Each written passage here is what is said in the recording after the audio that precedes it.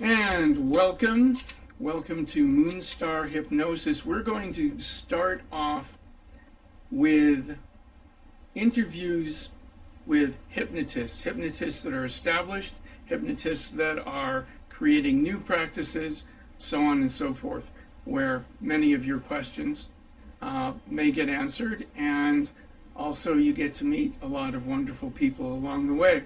I'm going to introduce and welcome Jay Rosenthal. Jay, thank you very much for being here today. I'm very glad that you could make it. I have had the pleasure of interacting with Jay in the past, and I'm looking forward very much to this interview. Jay, tell us what brings you here today.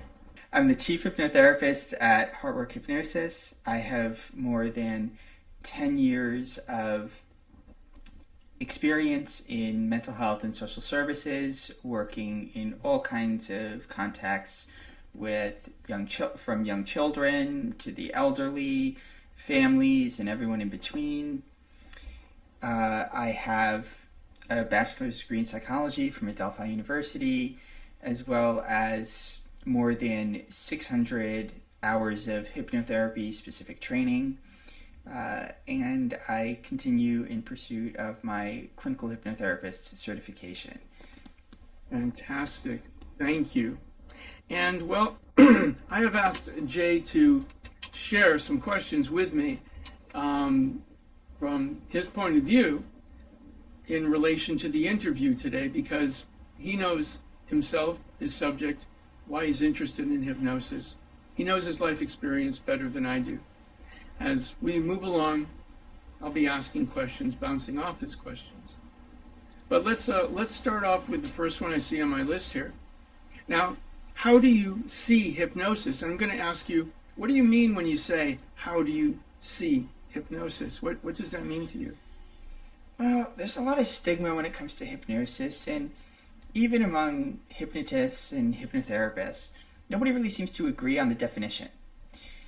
But you have the stereotypes of the volunteer at a stage show acting like a chicken, or you have Hollywood's idea of mind control.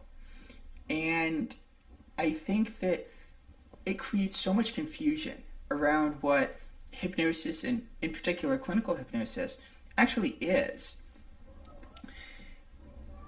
Put simply, I see it as a profoundly intimate relational art form.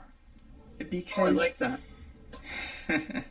Me too. At the end of the day, hypnosis is simply a vehicle through which imagined experiences can feel more real. And when they do, it's very easy, much easier than it might otherwise be, to make real behavioral, habitual, cognitive changes in our lives that we really want to make. And to be able to work with someone in the context of a hypnotherapist to co-create that imaginative experience. That's beautiful. Is such a privilege. If you think about, for example, if you imagine yourself, if you imagine a dog barking, just notice the energy that you have to expend, the mental energy you have to use to create that imagined experience of a dog barking. In hypnosis, you don't really notice that intention. You don't notice that mental effort. You still intend to do it. You still intend to create that imaginative experience. But when you are the client or the subject or whatever term you want to use, you don't notice the effort or the intent. So it feels like you're actually, for example, hearing a dog barking. Now that's not particularly therapeutic, but it's a simple example that can be used to explain the experience. And when you can have a fairly vivid, imaginative experience that feels real, it is a learning environment like no other. And it's one of the reasons that hypnotherapy is often a shorter term modality than, for example, weekly psychotherapy, which can go on for years, or psychoanalysis. Not that they're not also highly effective. Hypnotherapy is only one way. It's one particular approach. And it's, of course, not perfect for everyone. But this is how I see hypnotherapy.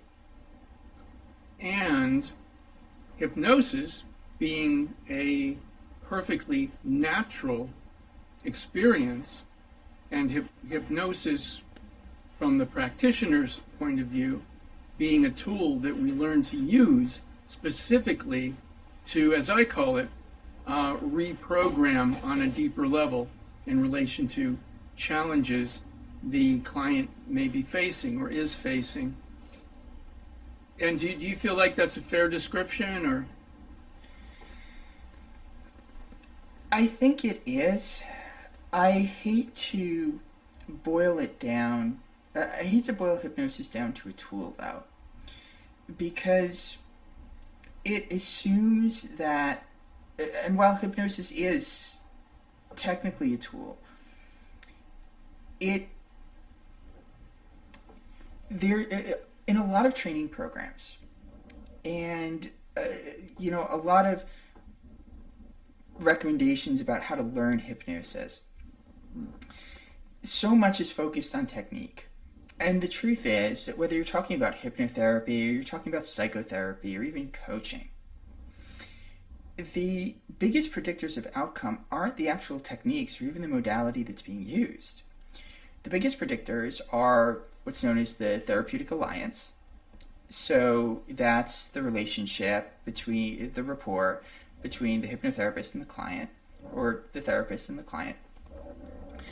And expectation. What do you expect to happen? What do you expect to feel? What is your mindset? Those two elements are so important. And I would say beyond that, long-term results are very dependent on motivation. And there are two types of motivations, put simply. You have intrinsic motivation and extrinsic motivation. Intrinsic motivation is it internal? Does the motivation come from, I want this because this is something I believe in, this is something I want, this is something I feel that I need. Nobody is telling me I want it. Nobody is externally incentivizing me to want it. I want it because I want it. Extrinsic motivation would obviously be, okay, I don't want to go to class, but I want the diploma that I get for going to class. Therefore, I'm going to go to class in order to get the diploma. That's more extrinsic. I don't want to go to class because I want to go to class. But that extrinsic incentive gets me to go to class. In hypnosis, if you want to make long-term change, I think it is so important that you have that intrinsic motivation. But overall, the intrinsic motivation, the therapeutic alliance, and that expectation being the biggest predictors of outcome in hypnotherapy mean that you can teach anybody a set of techniques and call it a tool. But that tool alone doesn't create results. And so if you look at hypnosis solely as a tool, as a methodical workflow that you can execute, then I think it will breed disappointment. I would say, though, I mean, in my way of looking at it, I see it as a tool in the sense that it's a bridge to get from point A to point B. Admittedly, if the operator doesn't have an understanding of how to use the tool, then it's not going to work out unless by accident. But still, I view it as a tool. I mean, in that sense, because just as I would use a hammer or a screwdriver to build something like a bridge, hypnosis in itself, all by itself, without direction, like I said, it's a perfectly natural state that occurs throughout the course of every day to varying degrees. As a matter of fact, waking state reality and hypnosis cannot actually be separated. They are in each other, like that. Now, as we already know, hypnotists will disagree on many points. It's we have our ideas and our methods and our preferences and our bias. So it's not unusual for, what is hypnosis to fall in different areas of discussion. But having said that, I would like to know, it's another question on the list, and I am curious, I would like to know, who were your biggest personal and professional influences? So my biggest personal influences are going to be such a cliche, but it is so true. My parents, my mother and my father, obviously. My father was a very hard worker, built himself up from very little. I certainly have learned a lot from him. My mother as well, in a very different way. And she has been a big support over the years. I am truly fortunate to have had such wonderful parents. In fact, I was the one when I was younger who would be more likely to say, okay, what are your credentials? How do you know that? Or, prove it. Where's your evidence to back it up? And my mother was very much more of the health and nutrition and wellness vibes type person. And I have found myself in more recent years, the older I get, the more I keep telling her the phrase, Mom, you were right. And somehow she hasn't, at least she hasn't shown that it's gone to her head. And I am so grateful for that. Professionally, this has been a very interesting journey because for hypnotherapy, a lot of education nowadays, yes, the training gives a very good framework, but it's whenever you're in school, they're teaching mostly to the average, and this is the baseline training everyone is getting.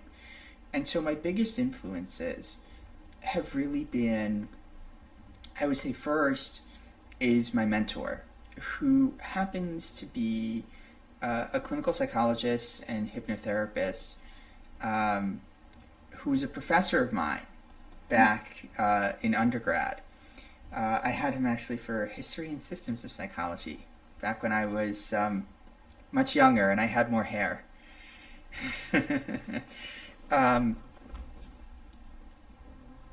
Anyway, sorry about that. My phone was vibrating and it was annoying me.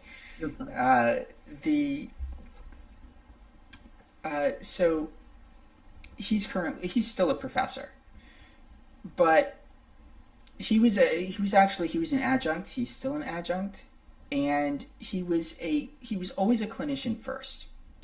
He actually made history and systems of psychology fun and enjoyable. Now, for those of you who don't like history, imagine that. Making a history class fun, engaging, and enjoyable. He always had stories from his clinical practice, and it made it a really positive experience. See, that's a good teacher. I had a teacher like that in grade school, the history teacher, and he would make it fun. He would make it interesting. He would share personal stories too. Mm-hmm. And I remember some classmates made me crazy. They didn't want him doing it. They even reported him for doing it. How crazy is that? He made it enjoyable. That's insane. And 13 years later, I reached out to him when I started seeking supervision, I'm like, there's no way he's going to say yes, let alone is he going to remember me. He's been in practice for 50 years. And we've been meeting pretty much once a week. And the guidance that he has offered is so invaluable because, in his words, I quote, in psychology, I've done everything at least twice. Mm. And it's true. He really has. There's really not much that I can imagine he hasn't done at least twice. And that wisdom has been so valuable. He also comes from a very psychodynamic, psychoanalytic, heavy background. He tends to use more of a depth approach with his clients as opposed to CBT or the alphabet soup of other modalities that have appeared in more recent years. So I learn a lot from him every time I get a chance to meet with him. It is such a privilege. He is one, and I see, I see some of his influence in my own practice day to day.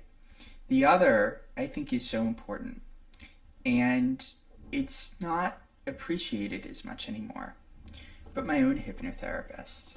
And I genuinely believe, and I understand a lot better now why in psychoanalytic training, the analysts go under their own psychoanalysis for a year as part of the training. I think it's really important to understand the experience of the therapy that you're providing before you go and do it. And my hypnotherapist was absolutely phenomenal.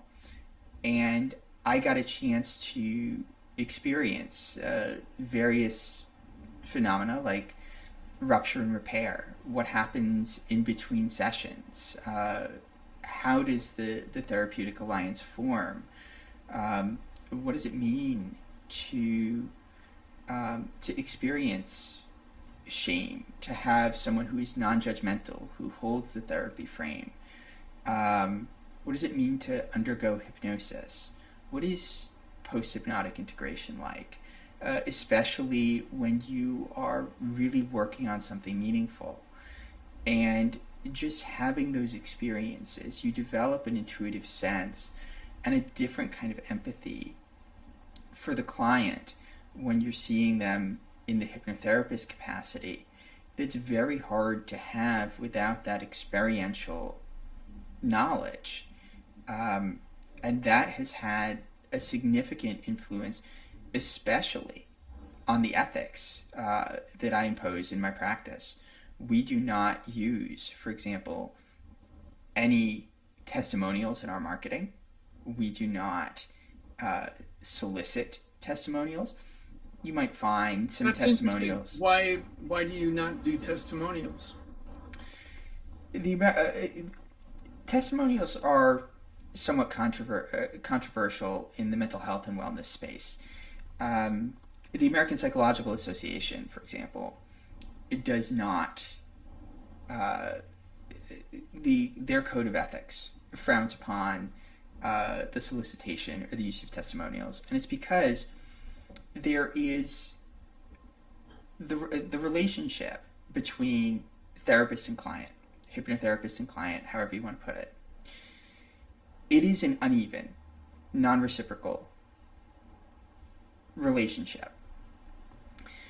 And if you have a client who's in a very vulnerable space, and vulnerability is very profoundly misunderstood.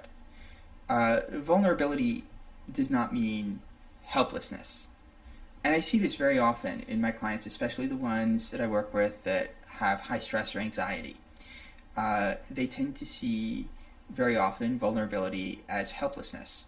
But this does not mean that if you're vulnerable and someone hurts you, that you can't make a fist and make a dent in their face. Just because you open yourself up to the possibility of feeling hurt, does not mean you are helpless. It doesn't mean you are not strong. In fact, if you can say, look, I'm open here, I can say this, and yes, you might be able to slander me with this, but even if you do, I'm going to be able to survive it regardless. That's a level of confidence that I don't see in as many people as I would hope to see. It is actually, when you look at someone who intellectualizes, and I used to do this a lot, when they intellectualize very heavily, that they're very distanced from their emotions. Usually there's a lot of fear in experiencing emotions and in having that vulnerability. And if you need to protect yourself that much, there is something to be desired in an area of strength. It's not necessarily a bad thing, and it is a way to cope. A lot of people who go through, who intellectualize a lot or distance themselves from their emotions, are trying to protect themselves. And we all go through our own experiences in life that do affect us and impact us. If we're protecting ourselves, it's not necessarily a bad thing. We're doing it for a reason, whether we're consciously aware of it or not. But it means there is some room to grow, there is some strength to be had if you can be vulnerable without feeling helpless. This is actually one of the things that hypnotherapy can help reframe really, really effectively. Very nice. Jay, why hypnotherapy? Why hypnotherapy? You know, I have been in psychotherapy and coaching in different times in my life. Sometimes I've needed it or sought it out. And I've experienced a variety of modalities, a variety of therapists, some good, some bad.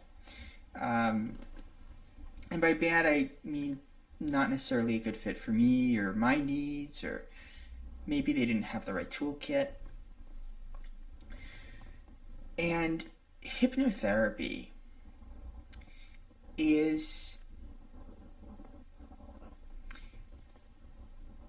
you're able to make profound changes in a shorter amount of time. If I frame it exactly as you had said, as a tool, it is a phenomenally effective tool. And it is one that we also don't fully understand. A lot of people, when they get into the areas of what don't we know about hypnotherapy or hypnosis, what I have to say is hypnosis is one of those things that defies conventional wisdom. Conventional wisdom says it shouldn't work, and yet it does. And it just shows how little we understand about how the human mind works. I think we will start to understand a lot better, and I have my own frameworks for even how I understand it that guide how I work with my own clients. I don't know 100% how right I am, how wrong I am. All I know is that when I work with my clients, the first thing that comes to mind is always, how do I help them achieve their goals as they define them, as they see them? And I think that's so important. But for me, when I'm able to, in the hypnotherapist role, work with a client, the whole experience is so fascinating. When you co-create an imagery, an experience with a client, the imagination has no limits.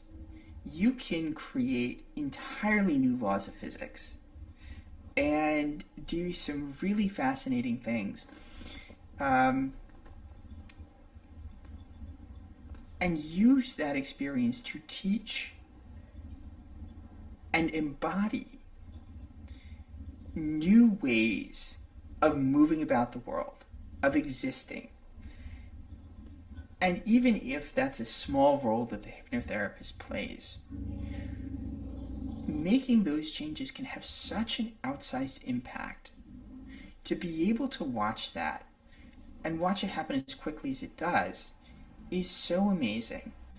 Occasionally I have a client who's a one-hit wonder. I wouldn't walk in with that expectation that one session you're going to fix all your problems. That is not the typical experience. But to be able to, in the span of a week, from let's say session 1 to session 2, to be able to experience like, I've been struggling to lose weight, and in the past week I lost 2 pounds. Or to see someone who suffers from anxiety and all of a sudden they don't feel anxious. They're taking their PRN medication less, or they are, things that other people say or do aren't bothering them as much as they were. And seeing that progress happen much more quickly it's a privilege to be able to be a part of that. And even as a client, I would almost make a game out of, after I would walk out of a session with my own hypnotherapist, I would start looking for what was different. Was there a thought? Was there a feeling? Was there a behavior? Was there something that I said, something that I did that wasn't typical of me, that was somewhat new? And how natural did it feel? I think that's one of the most important ways to describe the client experience, is when a change feels natural, it's so much easier to achieve. When I talk about how I help clients, when I say I'm a hypnotherapist to somebody, at first it's always this weird experience. Somebody will say, "Jay, what do you do for a living?" I'll say, "I'm a hypnotherapist," and the response I'll get is, "So you hypnotize people?" And for me, it's like, oh God, that sounds so dirty. No, all I do is I help people get out of their own way to achieve the goals they want to achieve. And it's a wonderful feeling to be able to do that. And when the client experiences it as natural, it's not hard to do. One of the reasons a New Year's resolution, tends to fizzle out within weeks is it's very hard to fight your own patterns. And a lot of times it's the conscious mind against the unconscious patterns, and it feels like a fight. And if it feels like it's too much of a power struggle, eventually you're going to slip back into comfort. But with hypnotherapy, if it feels when it feels natural, when the change doesn't feel like a fight, it integrates so much more easily, and you end up reaching the goals that you want to reach. A lot of times, the whole issue is what you consciously desire, and your unconscious patterns that protect you from whatever your prior experiences are not in alignment. Hypnotherapy is unique in how it helps you achieve that alignment, and when that works, it doesn't feel hard to do. Jay, you said you help people get out of their own way. So for someone that has no clue as to what hypnosis is, and I'm constantly surprised by how prevalent that seems to be. So somebody that has no clue, they just heard you say you help people get out of their own way. Is there a quick, easy way that you could kind of describe the basic process? Is it different every time? I mean, I know the tools in your toolkit may be, varied according to what you're working with, but is the underlying principle something you can easily share with someone who doesn't know? Sure. So, essentially, so are you asking me what my process is in a session, just to clarify, or are you asking my particular philosophy or how I define hypnosis? Let's see. If you were going to, if somebody just on the street, you're waiting in line at the sandwich shop or something, and someone says, what do you do? I'm a hypnotherapist. And they're like, never heard of that. What is that? And then you say, I help people get out of their own way. And they're still like, I don't get it. How do you do that? How do you do that? So, as I had said earlier, imagine in hypnosis, imagined experiences feel real. And hypnosis can sometimes feel like meditation with a goal, or meditation with an intent. It's a very easy way to describe it. And when you have these imagined experiences that feel very real, it's a very effective learning environment. And when you can feel and experience something like that, you can experience that change, and it becomes easier to change the associations, the patterns that you've been replaying all along.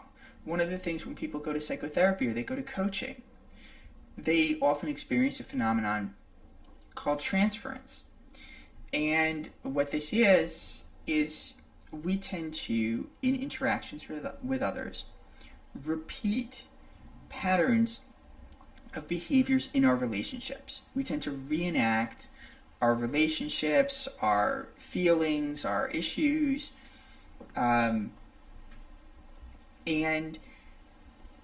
very often when we can identify those patterns, when we can name them, just naming something can be extraordinarily powerful.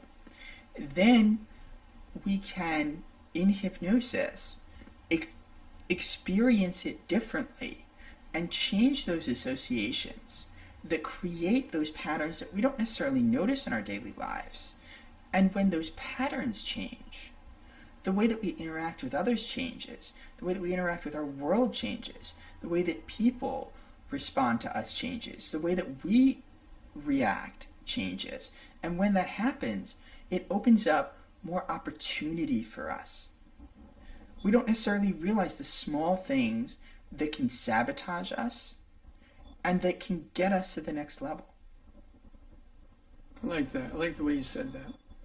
Jay, so I visited your website, and I see you have a very, very big list of things that you work on. I'm wondering, do you have any specialties, any areas that you especially want to grow and build?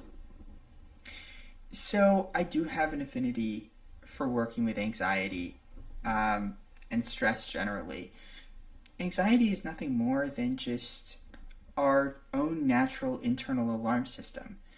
And very easily, it can go awry and turn into that smoke detector in the kitchen that goes off every time you're cooking. I don't know how many in your audience do this, but I'm sure there are some who will literally unplug the smoke detector as soon as they start cooking because they know it's going to go off and it's going to be a total nuisance. And that's essentially what anxiety is when it becomes maladaptive. And it is so interesting to work with. I also have a very soft spot for the gifted and talented community, children and adults alike. Very much the gifted and talented community, they are very often misunderstood in, from childhood. A lot of times they can have trouble fitting in, especially they may not feel understood. There is something about simplifying language. They tend to look for a lot more depth. Some of them are very hypersensitive, and navigating a world that is designed to cater to the average can be very, very hard for them, especially when there is a lot of pressure. Sometimes when it comes to studying, it's been so easy, they don't necessarily learn how to study. And if things don't always come naturally, it can be very frustrating, very easily. Emotional regulation is not always easy. A lot of times the parents of gifted children have a hard time, but the adults too can have a very hard time navigating relationships. They can have a very hard time regulating their emotions, or even understanding themselves in some ways. Sure, those especially that are gifted intellectually can certainly explain and might be very aware of their experiences. But it's one thing to be able to articulate what's going on, and another to be able to grow and make change. Those two things are completely different. And there's a tool that I use. It's called it's an emotion color wheel of sorts, and I use it a lot even with my adult clients. And the reason is, you'd be surprised how hard it is for most people to name emotions, especially their own. Good point. Even when you have an extraordinary vocabulary, ask them to name their emotions or the sensations they experience in their body. Mm-hmm. It is very, very hard to do. Weight loss, I've unintentionally had quite a bit of experience with clients in, and it's something that's very fulfilling. I've also found substantial interest in working with pain, especially chronic pain. Hypnosis is very unique in its effectiveness in being able to help you ignore some of your pain signals or dial them down. It's actually one of the things that hypnosis has been most extensively studied for. And I recall there was a case that was reported in Israel actually last year, where there was an early 70s male who needed a deep brain stimulator implant. He had Parkinson's disease, I believe. And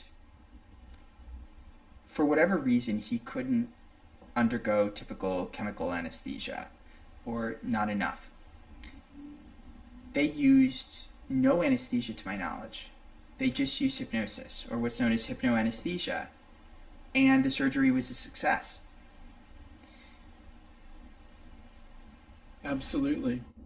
Yeah, I've back when I was a kid, I started studying hypnosis, reading and all that. And the whole surgery thing, it's just, boom, pretty mind-blowing. They can reduce or even stop the flow of blood, through hypnosis. Absolute anesthesia, boom. Surgery, controlling the blood flow, no chemicals, just straight hypnosis. The prospect of it, in a lot of areas is really phenomenal.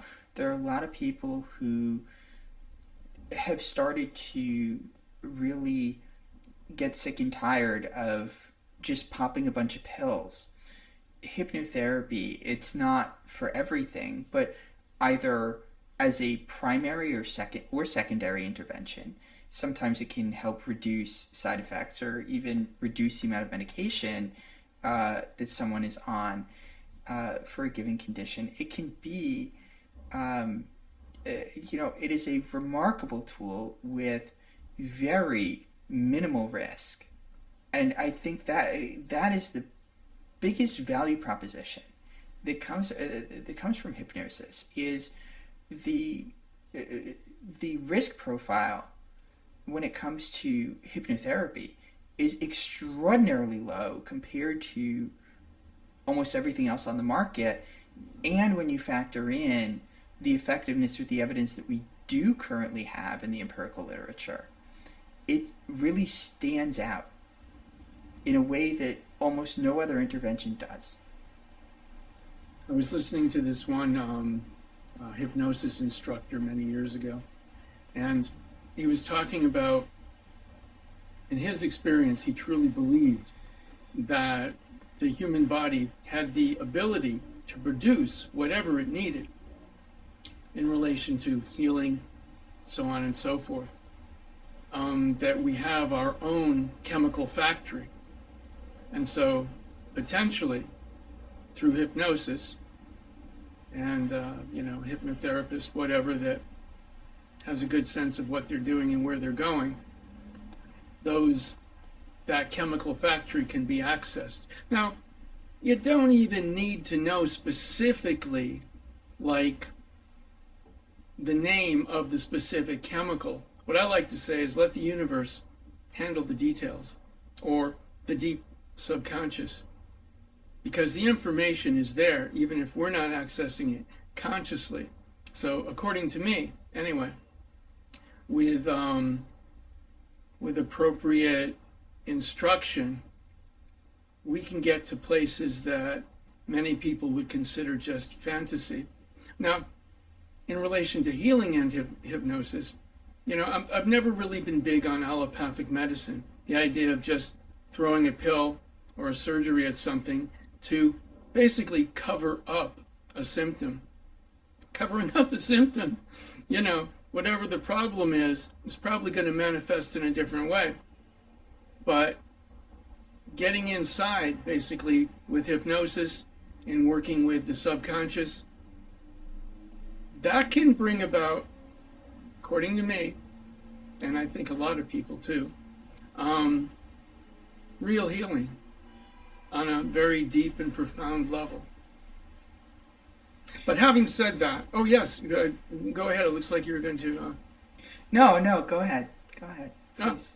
I was just going to move on. It's just that area just really always gets my wheels turning, and I'm just...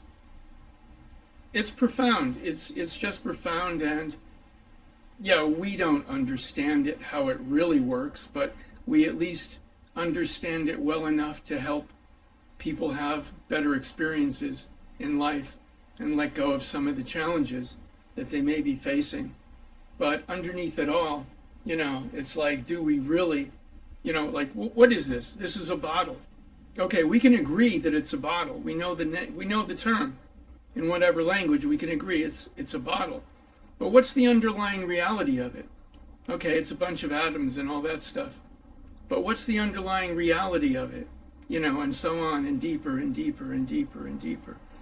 So we may not be able to nail down right in this moment an exact understanding of what is hypnosis, but we know many of the things it can be used for, and it's way safer than a lot of what I call allopathic medicine. So, thanks for listening. You've been a great audience. I'm not against allopathic medicine by any means. In fact, I use it on a regular basis. Mm-hmm. But I try to be smart about it, and I think that there are important aspects of nutrition. I think just throwing a pill at a pill at everything might not be the answer either. At the same time, I think it's important to be smart about whatever choices you make when it comes to your health, regardless of the interventions that you choose. I think it's important to choose providers that you trust, that you can have an honest conversation with, and I think it's important to look at the results and make sure that you are getting a better quality of life out of whatever you choose to do, regardless of what interventions you choose. I've chosen certainly to pick from both the allopathic and the alternative sides. Granted, I don't embrace or endorse one side or the other, but as you've been implying, they are two sides of the same coin to some degree. Both have their benefits, both have their flaws, but it's very important for us to use our common sense and evaluate both in order to pick what ultimately is the best for each of us. Absolutely, and don't get me wrong. It's like a couple of years ago through some botched dental work, I ended up getting a pretty good infection. And I was grateful that I was able to get the appropriate antibiotics to take care of that. So, I mean, I'm not fully against it, and that's a whole book all by itself. You know, the ups and downs of Western medicine, as I call it. But I really lean heavily, towards acupuncture, Chinese medicine, the side of things that don't tend to just go after the symptom, but the underlying cause. And that's one of the things I like about hypnosis is, in my experience and way of looking at it, it's going after the underlying cause. And I just feel that's so important. There was a study that came out recently on acupuncture. I'm a little hazy on it, but it showed that it was in a lot of ways acting more like a placebo, but it couldn't rule out the fundamental theory behind it, that there could be, that there is some logic to it.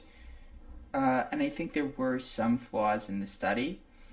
But one of the things, especially when it comes to the mind-body connection, that I don't think is said enough, I would prefer an effective placebo over an ineffective drug. And I would prefer an effective drug over a placebo, but as long as ultimately at the end of the day, I get a positive result and I can live the life that I hope to live, that I would like to live, ultimately that's what matters. And I think at least in the U.S., at the end of the day, what we care about are results. And so the question of allopathic versus naturopathic medicine or alternative medicine, or however you want to put it, I think it's less about which is better, and I think it's more about which is going to produce the results that give me the life that I want to live. I feel when we mention the word placebo that we're getting into hypnosis, because the placebo, in my way of looking at it, especially talking a few moments ago about our own system having its own chemical factory, placebo equals hypnosis. I mean, really, let's stop and think about it for a second. Placebo, what happens? Something happens where some people would say nothing should have happened, but it does. That's hypnosis. I'm not really sure I follow that train of thought. I think I know where you're going with it, but if I look at placebo as more of just a control group in any sort of experiment. It doesn't by itself do anything, but it doesn't mean that there's no impact. With hypnotherapy, there is a cause and effect, so I don't really see it as a placebo. Well, the hypnosis is like a placebo on steroids because it's being purposely directed. But with the placebo, like in a control group study, then at least the initial idea is there. They don't know if they have the placebo or the drug, but the initial idea is there. They've come into the study with some kind of issue, and they know they're being given something, and they're hoping it's the drug they need. And so when it happens, then that's suggestion taking a hold. So that's how I'm, bringing it into that space of calling it hypnosis. That clicks for me. I can appreciate an agreement on the spirit of the idea. I think we'll have to disagree on the semantics of it. Okay, that's cool. And so, let's see. Controversy time. That's how you titled it. The state theory or non-state theory of hypnosis. And then you said, why? Why? And what's it mean? Oh, this is so much fun. I see so much bickering over this in the hypnotherapy community, and everyone is so sure they're right. So, hypnosis, the original prevailing theory is that it is a very particular state of consciousness, and in more recent years, there has been another camp that has risen. We call them the non-state theorists. And they believe, they have a much broader definition of hypnosis, that it is not, while hypnosis is a phenomenon, it's not it's more of a social phenomenon, a form of relational influence independent of a specific state of consciousness. And I think the non-state theorists did a phenomenal job calling out the current gaps in the state theory and then stop there. Because if the non-state theory is true, then hypnosis loses all definition. It's no different from any other form of influence at that point. It's just dressed up. The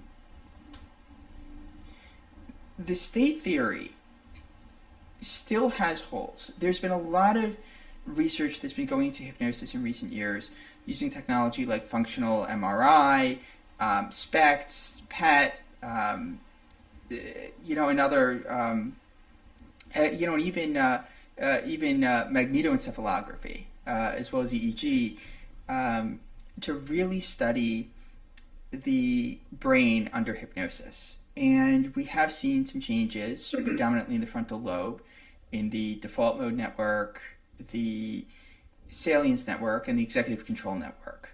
And these three regions seem to show significant changes. And one of the profound findings in those areas is that not only is there reduced activity, but the predominant frequencies in brainwaves, in our normal conscious waking state, the predominant brainwaves typically are in the beta range.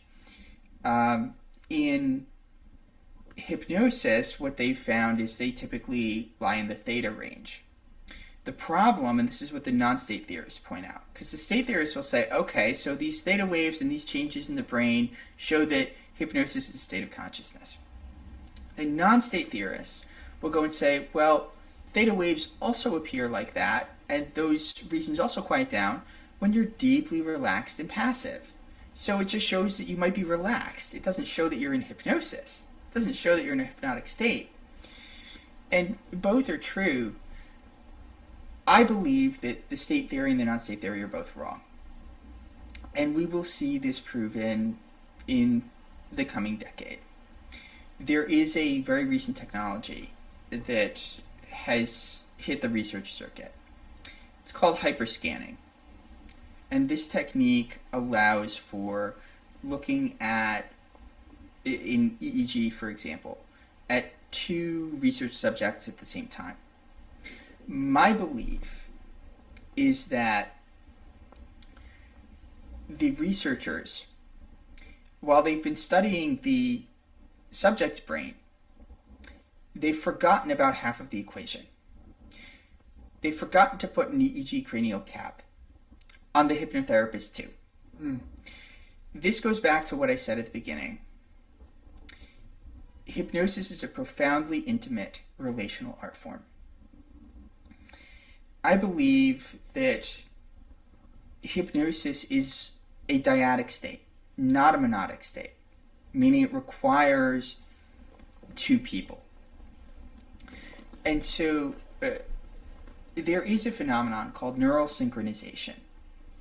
This is not telepathy.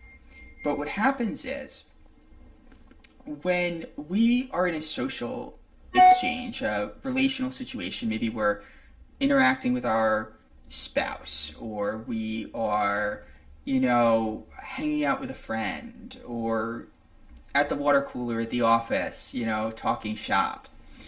When you feel like you can finish the other person's sentences on occasion, or you're kind of really immersed in the interaction, you kind of seem to be in sync. What's actually going on is, in some ways, our own brain waves are syncing. They're actually syncing up, not communicating, but independently syncing up. Some of the micro expressions we give off, the cues that we give off, our body language, our tone, actually puts our some of the electrical activity in our brains actually in sync. And ironically, we've found this to be true everywhere in all of these interactions, and somehow we haven't applied it to hypnosis yet. The irony is, I can't unsee it. And so I believe in hypnosis, and this is just a theory, that what happens is what I would call hypnotic coupling. And what this essentially means is that there is a unique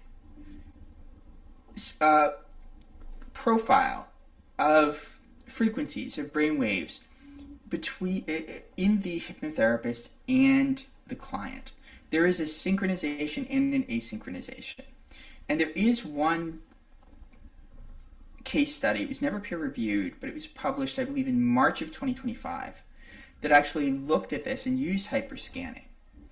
And what it found was that there was an asynchronization in the beta band of frequencies, which is where we are when we're conscious. Gamma, which is usually higher, that's around 30 hertz and higher, we see that more in flow states, in meditation. We see delta, the lowest brain waves, in deep sleep. Theta, when we're very relaxed. Alpha tends to be between beta and theta. And so in, just more sitting in the chair, just chilling, during the day, that's more of an alpha state, just to make it simple. And so what it found was that there was some degree of synchronization, but in the beta band there seemed to be an asynchronization, that there was more beta activity in the hypnotherapist, which makes sense if they're the ones guiding, than there was in the client. But there was some synchronization, likely in theta, possibly delta, brainwaves. And it may be that is what creates the hypnotic state, that there is an establishment, and it actually does give a reason for why the induction ritual matters. So I would say that the non-state theorists, to a degree, are right that there is a social component, a relational component to it, but that the state theory is actually mostly correct, in the sense that the hypnotic state exists when that synchronization, asynchronization profile, what I would call hypnotic coupling, is created between hypnotherapist and client. Now, if you somehow distract the client or the hypnotherapist using some form of stimulation like TMS, for example, and it breaks the state, that would actually prove it. Now, there are some people who will say, well, what about self-hypnosis? And what about when I'm listening to a hypnotic recording? Well, in a hypnotic recording, essentially, the cadence, the variations in tone, are captured within the recording, and the client can respond to it in the same way that a user might bond or form a relationship with a large language model, AI. And so, no, you may not have two humans in the room, but you're able to capture the cadence of the hypnotherapist which allows for the same phenomenon to be created. And this actually would also support why it seems to be easier to go deeper when you in heterohypnosis, when you have a hypnotherapist guiding you versus self-hypnosis. Because when you are playing both roles, you would need enough residual beta activity to be able to guide you through hypnosis. If you're playing both roles, you can't completely immerse yourself in a way that you could if you're only playing one role. And so that's my take on what hypnosis is. And practically speaking, when I'm working with a client, this actually helps me because it allows me to really check myself. How do I feel? Most hypnotherapists will tell you that when they are working with a client, they kind of feel like they go into some sort of light trance as well. But because we haven't really studied the hypnotherapist's brain extensively, we don't really know what's going on in there. But for me, when I see myself go into that light state, I know and I can compare that to my monitoring of my client's breathing, potentially some ideomotor signs, their other movements, how relaxed their muscles may be, their facial color, maybe they're a little flushed, maybe they're not. That really allows me to gauge where they are, make sure they're safe, and really make sure that I'm doing the right thing and not just putting them to sleep.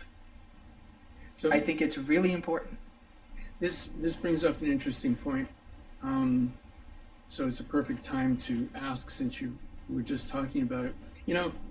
Some hypnotists, hypnotherapists, try to keep themselves from going into a hypnotic state while working on a client. Others do it on purpose. And still others don't care one way or another. They just let whatever happens. How do you feel about all that? Do you fall into the camp of trying to keep yourself out of it, or purposely going into it? And if so, what are your reasons for choosing one over the other? I think the question is harmful because the idea that you should be focused so much on whether you're in hypnosis or not and not focused on the client means that you have immediately taken the focus off of the client and put it onto you. And if the mindset is more that it's about you than it's about the client, I think you're in trouble as a hypnotherapist. So where do you fall in that space? Is it something you even consider? I mean, do you take any steps to prevent yourself from going in? Or do you notice yourself going in? Or I don't really ask myself the question at all. I just do what I'm supposed to do as a hypnotherapist, which is work with my client. Now, in accordance with hypnotic coupling, it would stand to reason that I would go into at least a mild trance state. And when I do notice that. So very often I do. And if you assume that hypnotic coupling theory is right, if you are fighting going into at least a mild state, granted, you don't want to go so deep that you lose the ability to guide your client.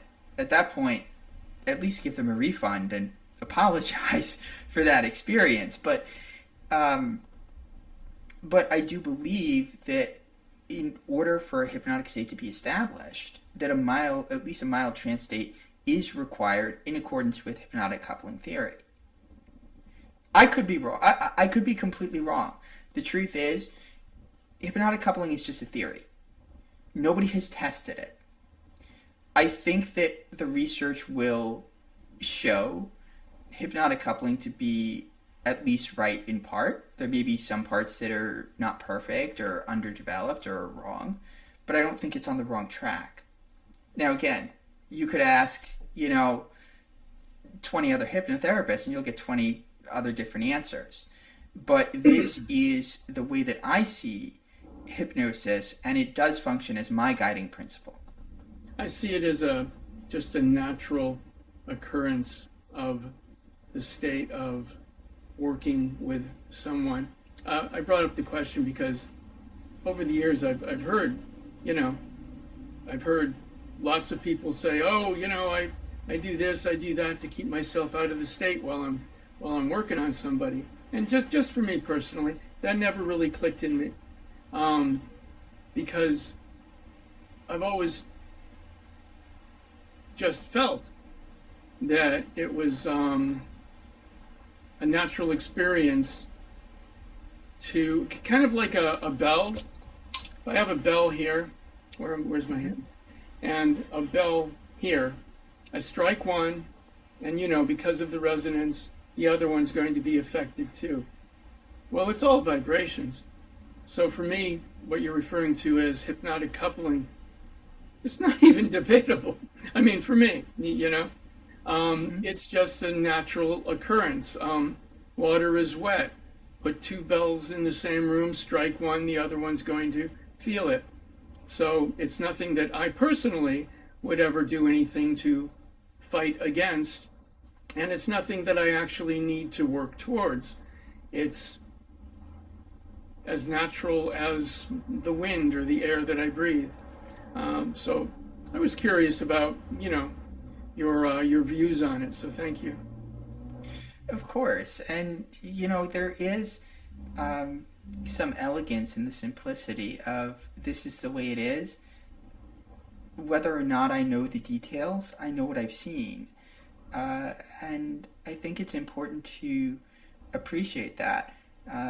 I have an undying curiosity that gets me into trouble more often than not. So, in some ways I would say that if I took your philosophy a little more to heart, I might keep myself out of shenanigans a little more than I do. Unfortunately, it's kind of hard to be any less me, so... That's what makes you so interesting to talk to. I like you being you. Keep it up. Do you have any favorite techniques? So it's interesting. I have, when it comes to the imagery, I tend to always... I tend to work on the fly with whatever fits the client's needs best. But there are some frameworks that I have in rotation, various inductions, deepeners, suggestions, and the like. And there was one that I developed early on in my hypnosis training that I really have a passion for. It's a framework that I call the Where's Waldo suggestion. And this speaks to another controversy. There are a lot of hypnotherapists who will provide recordings or partial recordings of sessions and assign the client homework to listen to this session and to reinforce the suggestions. Then there are some who don't do that at all. I am in the latter camp because there is a phenomenon in talk therapy known as rupture and repair. And if, as I had said earlier, the therapeutic alliance, the therapeutic relationship, is the biggest predictor of outcome, then the time that you spend away from your therapist and the time that you spend, making the changes, or if something comes to mind, perhaps you miss the therapist or there's a pattern that you're repeating, that rupture can create a lot of insight. So when you go in for the next session, you experience that repair. And also what happens with a lot of these recordings, and there may be some that benefit from this kind of reinforcement more than others. It's not a one-size-fits-all. What happens is then you have access to that reinforcement on demand. And it is my take that can result in the suggestions, the changes that you want to experience being externalized to that recording. There is some sort of reliance. When you don't have that opportunity to externalize the suggestions, then you have no choice but to really internalize them, to integrate them, to own these changes. And so I think there is, and I've seen this in my own clients, I think there is value to giving time for that integration, to give time for that internalization, that ownership of those changes, to ensure that they stick. Frequent repetition is not the only variable that makes something stick. And when you rely too heavily on just repetition alone, my question ends up being, well, what happens if you don't sustain that repetition? Does the change still have staying power? And I don't know that it consistently does. So the Where's Waldo suggestion, getting to that, what it does, it's a framework. I have at least 7 different scenarios that I use with this framework. But it's a post-hypnotic suggestion that, especially if you hate homework, and I don't know about you, but I do. I can't stand homework. I don't want to do homework. It takes advantage of a part of the brain called the reticular activating system. You ever prepare, you're going to get a new car, and you decide on the model, and you decide on the color you want. And all of a sudden, you start seeing that model car and that color everywhere you drive. It seems to just stick out like a sore thumb. The reticular activating system is that filter that helps certain things that are on your mind or that matter to you just stick out more from the rest of your daily life and everything that you take in with your 5 senses. So the RAS is it serves a very, very powerful function.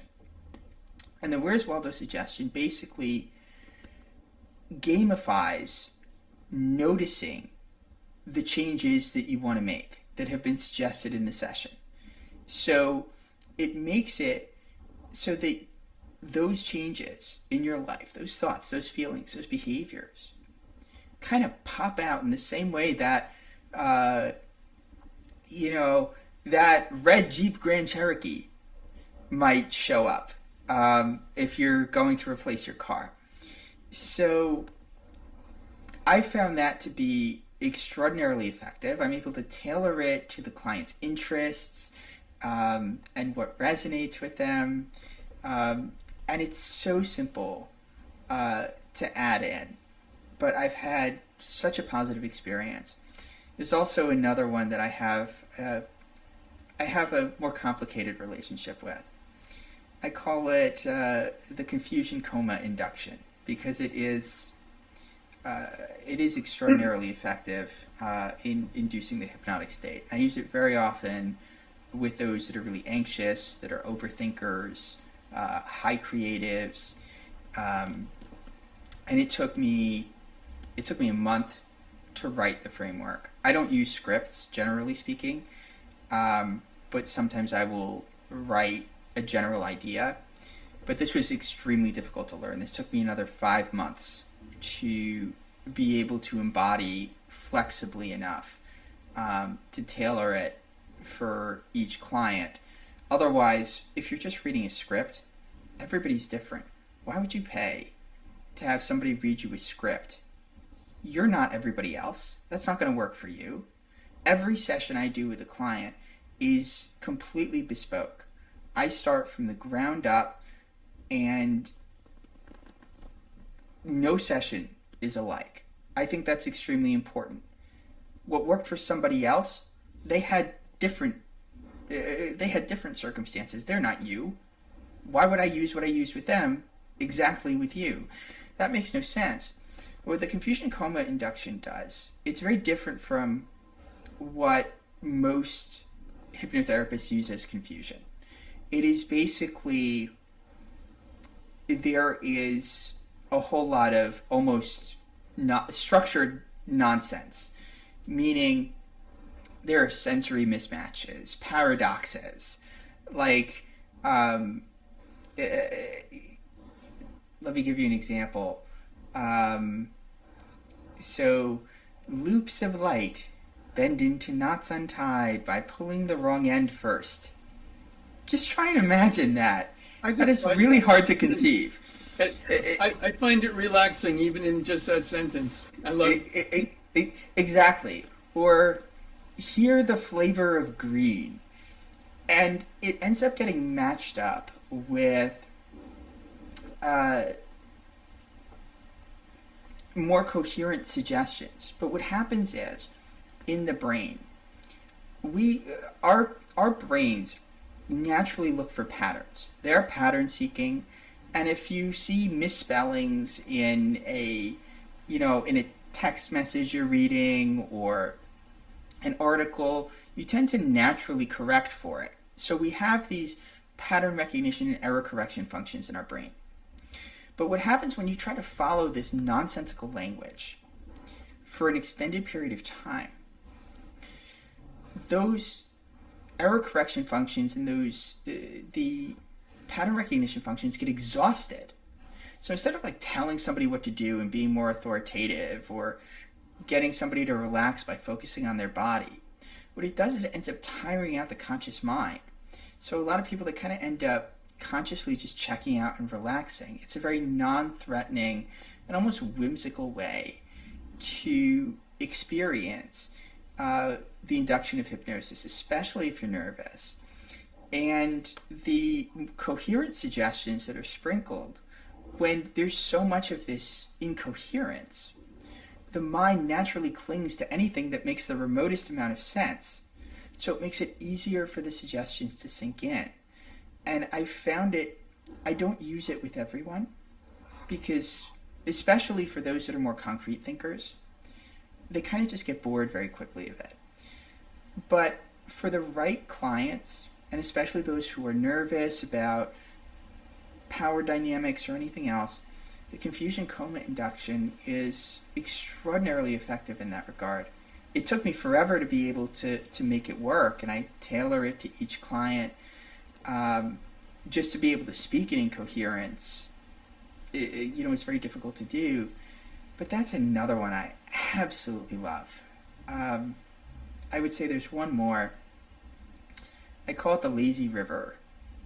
And I use that either as an induction or a deepener. Depends on the client, depends on the circumstances, how I'll use it. It's actually the most popular one. I get the most positive feedback, universally speaking, from it. And I always wondered why. And I started thinking about it. And there is some theory in child development. There is some evidence to suggest that some of the things that soothe an infant or young child resemble some experiences they had sitting in the amniotic fluid in the womb, prenatally.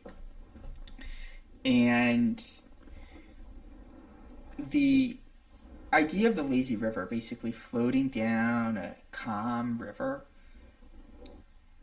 kind of seems to have the same calming effect of sitting in the amniotic fluid. If you see a baby that, if you show me a baby that is very calmed by a mother kind of bouncing them in their lap, I'll show you a mother who was either a runner or was quite active in terms of walking and movement while she was pregnant. And there is evidence to suggest that there is some sort of correlation there. And while I can't prove it, I think that's actually part of the reason why it seems to be so soothing for such a wide range of clients. So I have so many different techniques that I use and basic ideas, and I even come up with new ones, on the fly with clients, because whatever they're saying, whatever they're telling me, because my hypnosis sessions are 90 minutes long, and we always spend about 40 minutes doing a check-in before I even get to hypnosis. So there's always, I really get to know my clients. I invest a lot of time. And so I sometimes, whatever they say or whatever they tell me can bring up some new ideas for imagery, or a new technique, or there's some feedback a client gives me. And so I have so much that I work with. There's never a dull moment. I like that. Say, Jay, someone looking for a hypnotherapist, what kind of things should they look for? What kind of pointers could you give? What potential red flags could you mention, if any? This is a phenomenal question. I am so glad you asked. I think when it comes to looking for a hypnotherapist, it gets really complicated because hypnotherapist is not a legally protected term, not like psychotherapist, for example. So basically anybody can call themselves a hypnotherapist. There are certain certifying bodies, but they have basically basic requirements. Some of them require 100 or 300 hours of training, and you don't always know the quality of the training. You don't always know the quality of the practitioner. A lot of the, and even also being a psychotherapist, even someone who's also a psychotherapist, you don't really know that signals competence anymore. We're living in a time of credential inflation. And so what happens is you may have, and a lot of psychotherapists have even less training in hypnosis. And so you have a real problem. How do you tell that someone is not only a good fit, not only good at what they do, but a good fit for you? And what I tend to look for are skills. I tend to look for skills and experience. Do they understand what my problem is? In talk therapy, you also have to like who you're working with. It's very hard to trust somebody you don't like, and especially to be vulnerable with them. So if you don't like your therapist, that doesn't mean that your therapist might not make you uncomfortable. Sometimes you may be confronted or asked a question that may feel really revealing.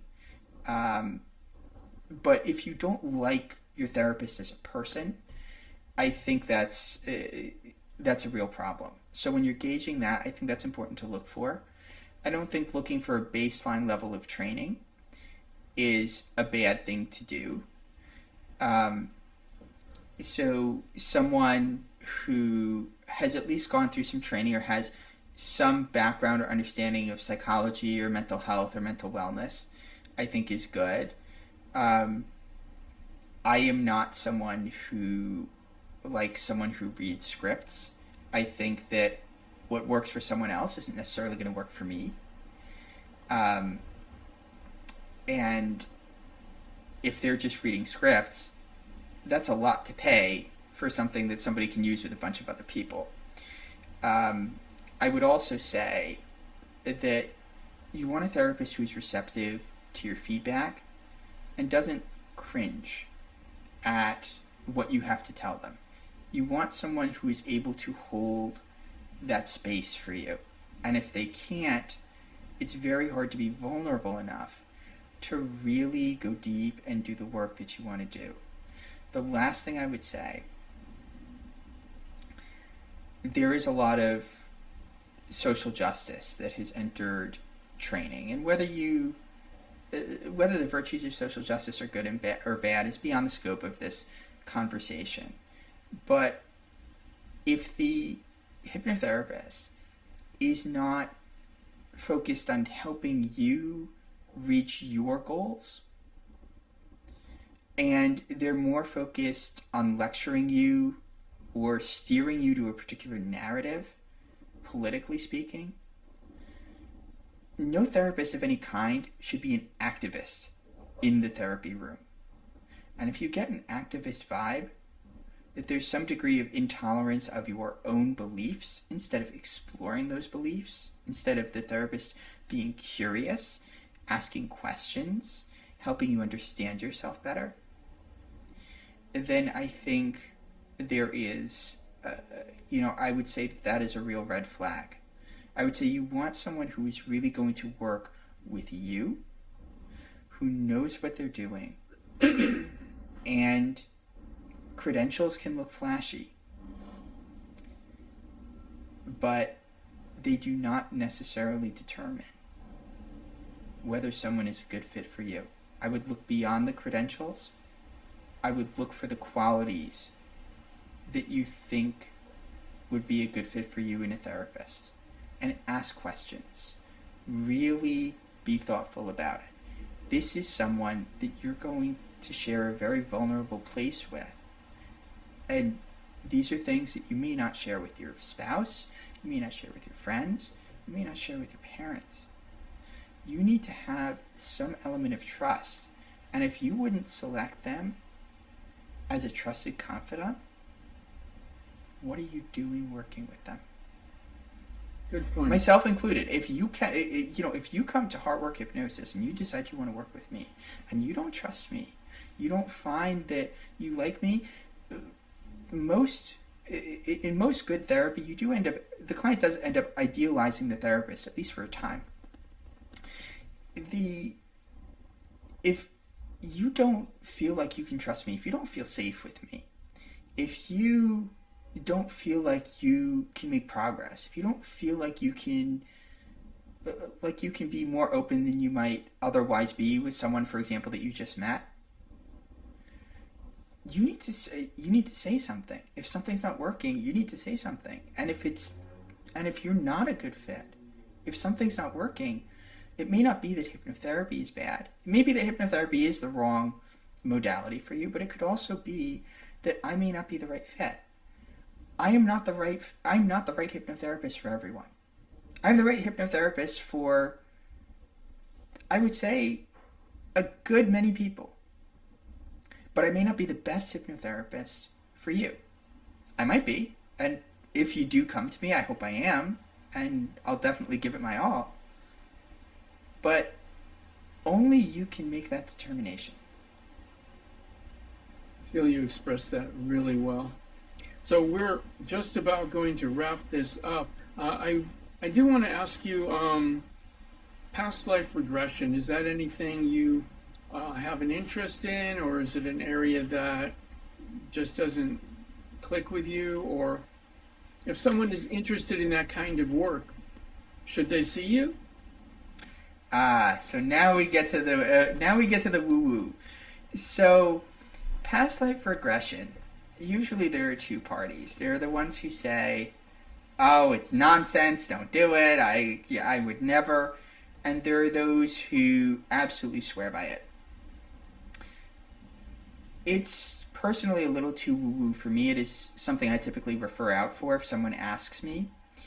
But what I would say is that my justification for not doing past life regression myself is that the benefit that most people get from it is, in hypnosis, we kind of, in some ways, we reflect, in the guided imagery that we experience, we reflect our own fantasies, our own desires, our own goals to ourselves. And past life regression is a way for us to safely do it, away from some of the realities of our own life. And so some people do find it beneficial.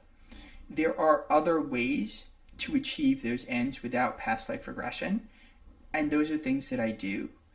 For those that would feel more comfortable in past life regression, I'm definitely not the hypnotherapist for them. I can certainly make a recommendation or a referral to a hypnotherapist who might be a good fit, who does past life regression, and I'd be happy to do that if you're looking for someone in that capacity. But that's my take on past life regression. For those that do that it does resonate with, or do have that curiosity,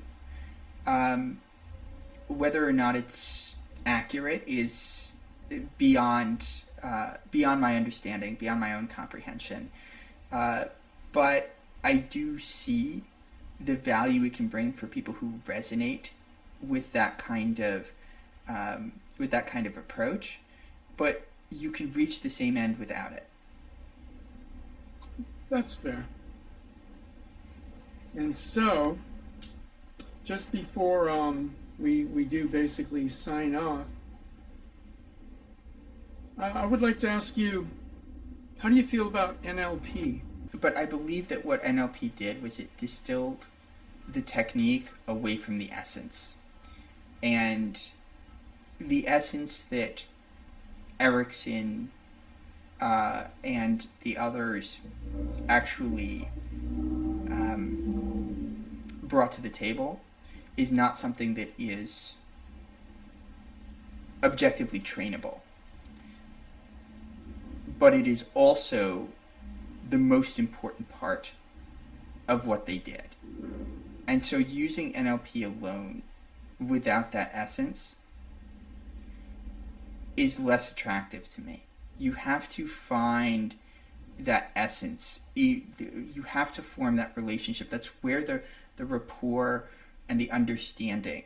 A lot of people who go to therapy, not just hypnotherapy, but psychotherapy and even coaching, they want to feel seen. They want to feel understood. And to be able to communicate that, and even to sit with another's pain and struggles, these are very hard to do. And the data in NLP distilled the techniques that were used and stripped them of all the essence. And so if you do that without the essence that those practitioners carried with them, then NLP loses, I would say, at least half its luster, at least half its appeal. It's the techniques themselves are good, but without the essence of the practitioner, of a really thoughtful, attuned practitioner, NLP is just a series of, it's just wordplay. And at that point, if words on a Scrabble board aren't going to influence you, I don't know what NLP is going to do there. That's the way I see NLP. It is very good, but without the essence of a really competent, attuned practitioner, the value of NLP by itself, I have less appreciation for it. But pair it with a really good practitioner, and you will have someone on the you will have a quality practitioner working with you. Yeah, that's like the way I see it, because hypnosis is basically the same way. A person can learn the tools, but if they don't take the time to understand and study the depth that really needs to somehow sync with their, I don't know what to call it, their deeper self or understanding, then it's just kind of going to be flat. So NLP, potentially powerful tools, but without that desire to excel and give it the emotion or whatever that it needs to spark into life, then it would just be falling, I feel, fairly flat. You can still do some things with it. Somehow the words are escaping me right now, but I feel you know what I'm aiming at. Well, yeah, Jay, absolutely. Here we are. How can people find you? Somebody's listening, is like, I want to work with you. I want to visit your website.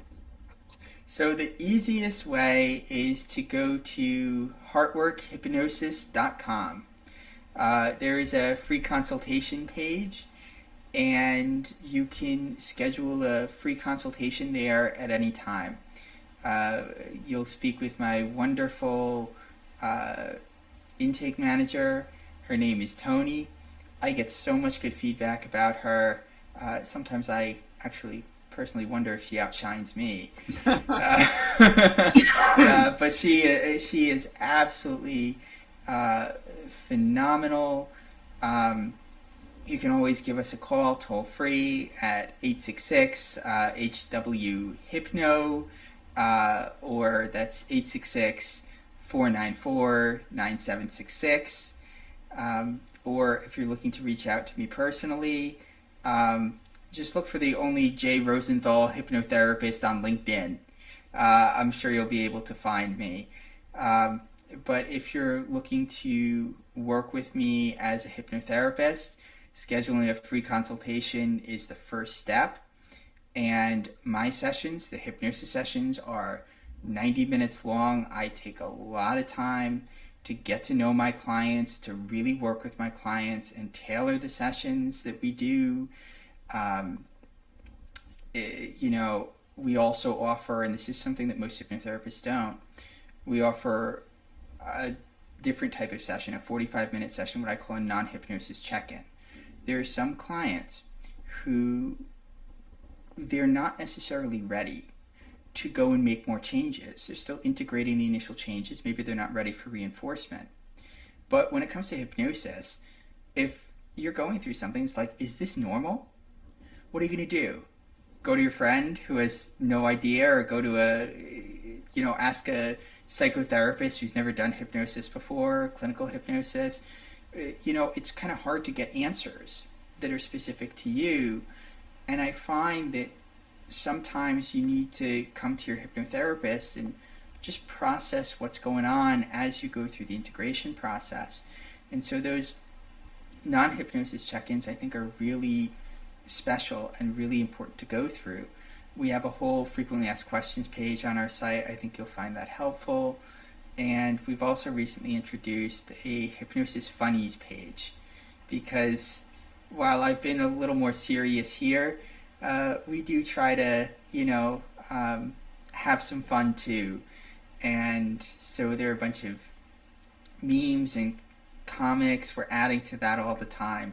So even if you're not interested in booking a session right now, that Hypnosis Funnies page, if you're interested in hypnosis and you're listening to this podcast, that can be a great place to just get some good quality hypnosis humor. What a great idea. I love that. And I've really enjoyed sharing this space with you. And thank you so much for showing up.